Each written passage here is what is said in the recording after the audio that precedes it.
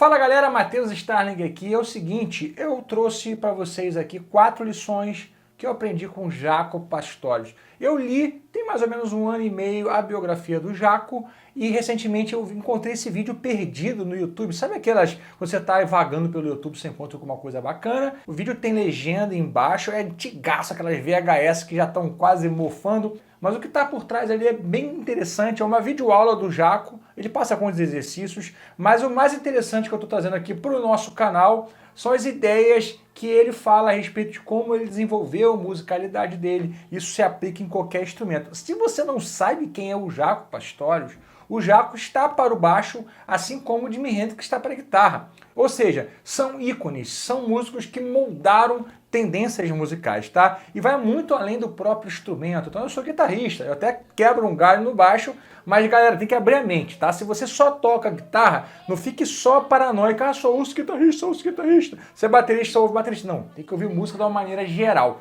tá bom? Então vamos lá com esses 4 pontos importantes aqui. E eu já começo deixando para vocês uma dica. Ouçam muita entrevista de grandes músicos. Esses caras ensinam demais quando falam da trajetória deles, tem certas particularidades que você pega. Então é muito bacana ouvir entrevistas, ver entrevistas e também ler biografias. Ah, não sei o que eu leio de música. Leia a biografia dos grandes caras, dos grandes músicos, sejam brasileiros ou sejam músicos estrangeiros. Se você é novo aqui e não me conhece, sou o Matheus Starling, diretor da Starling Academy of Music, que é uma escola presencial no Rio de Janeiro e virtual para todo mundo. E nesse canal aqui eu falo para guitarristas, para músicos de uma maneira geral e também para professores de música. Então, vamos pro vídeo. I was told, like at a very young age to learn, first thing was to learn the melody to every tune, which I feel is like ultra important. Most bass players, most musicians, not just on the bass, but on their particularly given instrument will usually play just the bass part or just the piano part. I mean, the same thing goes for piano players. They should know the bass part too, at least, or whatever. Right. But the main thing is the melody, I feel, that most bass players are missing. Because they'll know the bass part, or whatever, they'll be playing that stuff, and there could be a melody on top, which once you know that, especially when it comes to playing changes, harmonic playing, it's like, let's say like Bach, like canons, where there's 2 parts. There's a bass part and there's a melody part. They're just as important because the chords come in the middle. One supports the other. Yeah, exactly. In fact, one helps the other. By hearing another part, you can more or less define where your part's going to be. You can fill the holes up. Galera, essa primeira lição sobre melodia é extremamente importante, tá? Eu vou até voltar um pouco, porque tem muito músico que não tem repertório. O cara não sabe nem tocar música. Ou seja, se ele subir no palco para tocar com alguém, vai tocar o quê? O cara não sabe 10, 15 músicas. Então eu já estou até indo um pouco antes, porque essa geração mais nova, e eu também faço parte, de certa forma, de uma geração que aprendeu muito ali, que sobe dessa escala, toca rápido. Beleza, irmão. Toca uma música do início até o fim, toca a melodia da música, você sabe a harmonia? Sabe essa mesma música acompanhar para alguém? Então isso é extremamente importante, que você aprenda a música. Agora, tem muita gente que quer aprender a música e foi o que o Jaco falou, só aprende a parte do próprio instrumento. A melodia é para todo mundo. Quando você tem a melodia da música, quando você realmente internalizou a melodia da música, você tem a música. E uma vez perguntaram para o Jaco, não foi nem nessa entrevista, como que ele desenvolveu o fraseado dele. E ele disse, cara, basicamente o que eu fiz é pegar melodias de bebop. Se você pega o bebop, basicamente as músicas, as melodias, são licks, um em cima do outro. Obviamente coisas muito bem feitas e bonitas, mas ali tem uma riqueza de ideias que você pode usar na sua maneira de tocar. Então o Jaco falou que basicamente o repertório dele de frases veio exatamente das linhas melódicas que ele pega da música. Então vocês precisam entender que isso é muito mais do que só apenas, aprenda a melodia. Não, isso é muito profundo. Porque se você aprende só a harmonia da música, você só está aprendendo uma progressão harmônica. A música não é progressão harmônica. A música, ela é progressão harmônica, ela é melodia, inclusive a melodia é muito mais importante que a progressão harmônica. Você pode rearranjar a música harmonicamente, mas a melodia, se você desfigura a melodia, vira outra música. Now, were you reading music then? I didn't start reading till I was older, because I was always playing. And this is a good point, because most anybody that's born with a real talent to play, a natural talent to play, which, you know, I feel I have been, and most all good musicians, you know, that they are born with that talent. To be able to go out and play, they usually can play before they really study. You know what I'm saying? You go out. Yeah, get the feel of it. Yeah, you're out doing gigs and that sort of stuff. And then finally, when it came time for me to learn how to read, when I wanted to learn how to read because I couldn't, and it was really, you know, it was really a drag because I already could play. You know what I'm saying? So for me to have to go back and learn how to read was really a pain. So obviously you learned because with your Weather Report, the stuff that you did was extraordinarily intricate. Well, I was reading way before I got with Weather Report. Obviously, you had to. But you got to such a high level of reading, you know, to be able to do that at the same time. What did you use to get to that point? Well, believe it or not, it sounds corny, just hard practice. You got to put in lots of hours because, like I said, you get fed up, especially for the young players that can already play. I mean, how many guys you know on the street and they all say, wow, yeah. I say, how's your reading? Well, I can read a little bit. Hey, what do you mean a little bit? Man, if a guy says that, you know he can't read. Right. You know what I mean? That's you got to sit down and practice read. It's hard.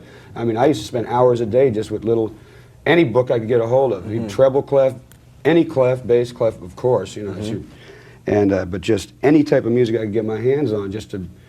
O segundo ponto é sobre aprender a ler partitura. Eu achei isso interessante também, esticando um pouco mais o que o Jaco está falando com isso. Você precisa começar a tocar tocando. Eu não gosto de ensinar ninguém no início partitura. Partitura não é processo inicial. Ninguém aprende uma língua escrevendo, né? Você aprende convivendo, percebendo quais são as nuances, os cacuetes, e assim você vai desenvolvendo uma maneira de falar. Se você é de uma região do Brasil, você fala de uma maneira, se você é do Sul, você fala de outra, do Nordeste. Por quê? Né? São sotaques regionais, você está convivendo com a pessoa, você está assimilando. Então música, obviamente, você tem que aprender fazendo música. Só que chega um momento, se você quer se profissionalizar, você tem que romper essa ideia de que músico bom não lê partitura, né? Aqui a gente está falando do maior baixista de todos os tempos. E o Fran Gambale também, ele falou certa vez numa entrevista de que ele acha a coisa mais idiota do mundo o argumento de pessoas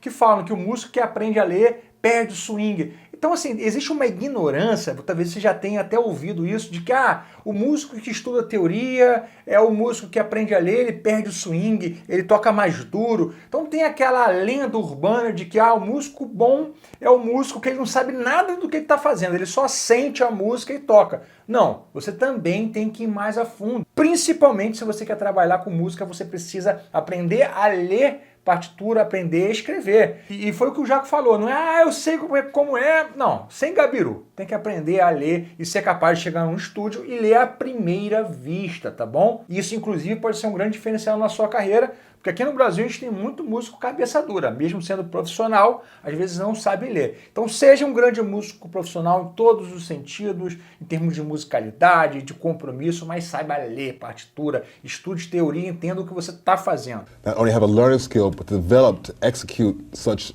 flawlessly as you do.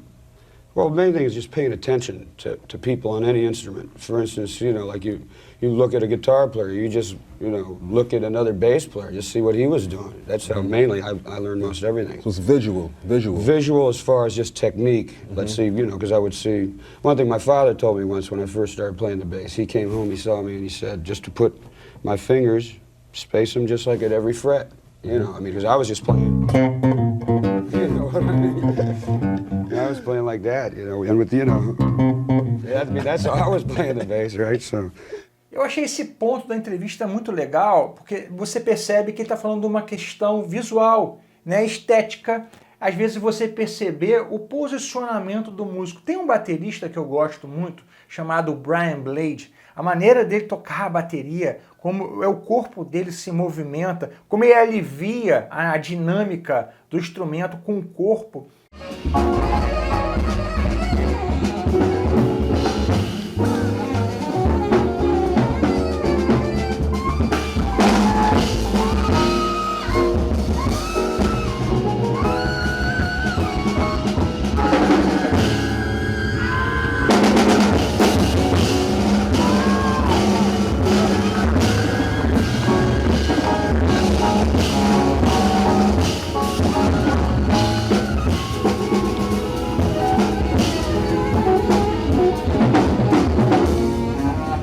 percebe que se você não vê ele tocando, você perde algo que ajuda a compor o som dele, o movimento do corpo. Você pega, por exemplo, um Slash tocando, George Benson, como eles privilegiam certos dedos, dedo 1, 2 e 3, já você pega um Alan Housworth, como ele usa o dedo 4, o Robben Ford também usa mais o dedo 4.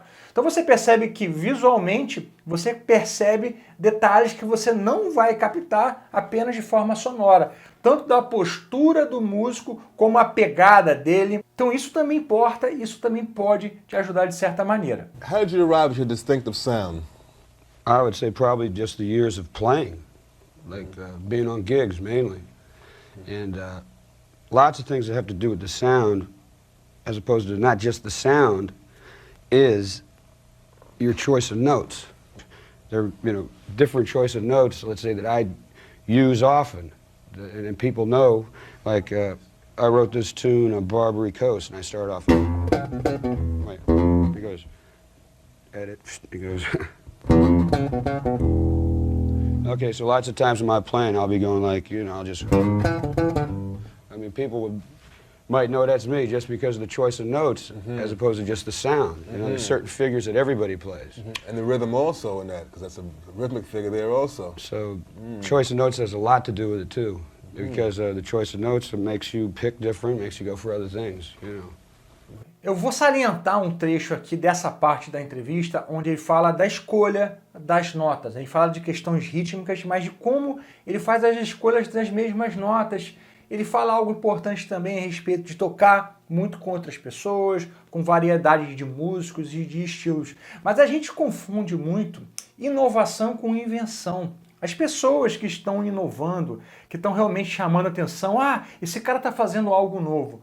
O que esse cara está fazendo, na verdade, é só pegar as coisas que já existem e juntar de uma maneira diferente, combinar de uma maneira nova. Então a questão aqui já é como você desenvolveu essa maneira tão única de tocar. E ele falando de humildade ali, cara, é só a maneira como eu organizo as notas. Então é a maneira que ele organiza todas as influências que ele teve. Tudo que ele recebeu, ouvindo, tocando com as pessoas, ele organiza isso de uma maneira nova, ou seja, não está tendo uma invenção. Ninguém está inventando algo que não existe. Você só está pegando o que já existe e organizando de uma nova maneira. O Adam Grant, no livro dele, Originais, ele fala exatamente sobre essa questão da originalidade, que é muito a respeito de quê? Cara, tentativa massiva. Fazer muitas vezes, a aprendizagem ela é ativa. Você vai tentando, erra, acerta. Nassim Taleb também fala nisso, ele inclusive é um crítico às universidades, à escola, esse modelo, né, de posição de cima para baixo. Ele fala, cara, as grandes inovações, elas estão aí acontecendo na sociedade, não é na universidade. As pessoas estão tentando, estão errando, daqui a pouco, opa, isso aqui é legal, o outro pega. Então, gente, tem que fazer. A aprendizagem, ela é ativa. A maneira como você combina todas as influências que você tem, isso sim que vai trazer para você algo novo, que é essa inovação. Deixa para mim aqui nos comentários qual foi a melhor ideia que você tirou desse vídeo de hoje, tá bom? E antes de você ir embora, te convido para conhecer a minha escola, Starling Academy of Music. Quando você entra, a gente faz um nivelamento contigo para saber o que você já estudou, passa um cronograma personalizado para você, tem 10 mentorias ao vivo todos os meses, grupo de fomento, prova para passar de módulo, ou seja, você vai ser cuidado e vai ter acesso ao melhor conteúdo de guitarra do Brasil. Deus te abençoe.